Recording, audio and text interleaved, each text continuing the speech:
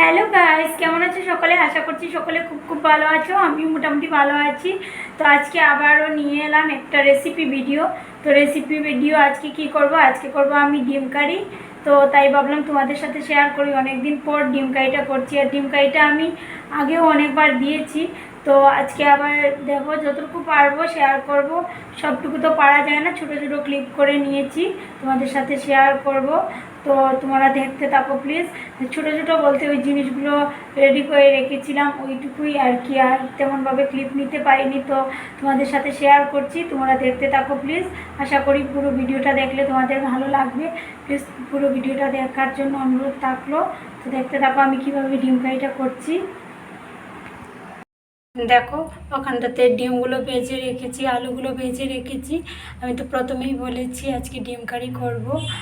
তো ভাজা করে রেখে দিয়েছি, ওইগুলো আমি আগে থেকেই ভাজা করে রাখি।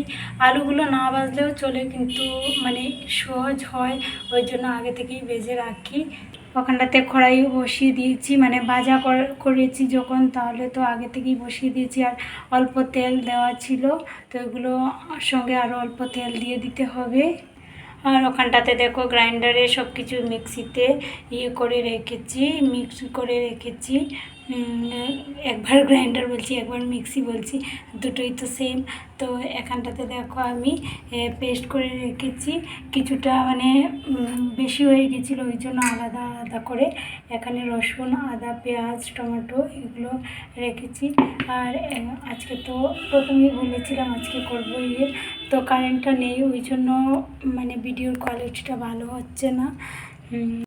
দেখো এখানটাতে মশলাগুলোকে পুরোপুরিভাবে কষিয়ে নিয়েছি, কষানো হয়ে গেছে।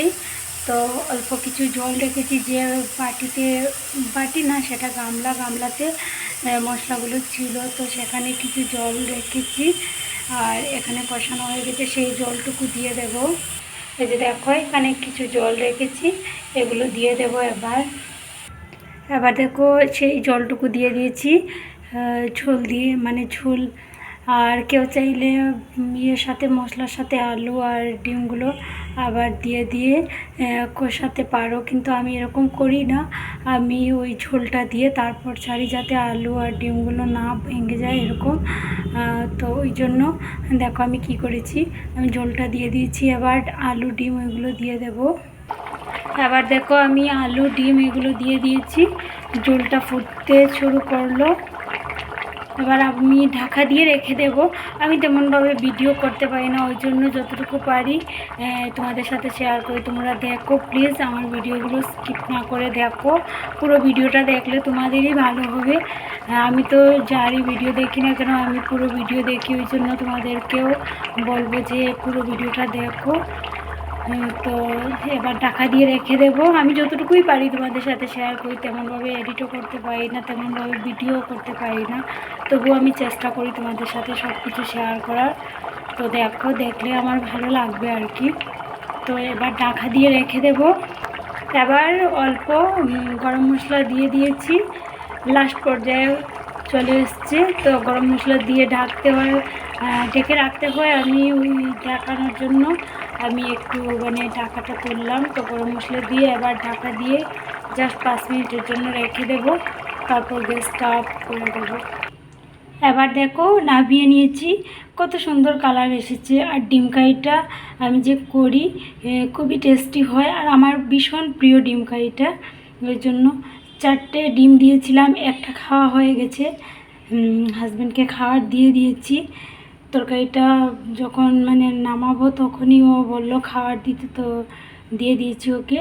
তো কার কার ডিম কারি প্রিয় জানিও। আর আজকের মতো এতটুকুই। নেক্সট কোনো ভিডিও নিয়ে আসবো, অন্য কোনো রেসিপি নিয়ে। তো তোমরা খুব ভালো থেকো, আর আমার পুরো ভিডিওটা দেখো স্কিপ না করে, বারবার রিকোয়েস্ট করছি। আর ডিম কারির কালারটা কেমন হয়েছে জানিও।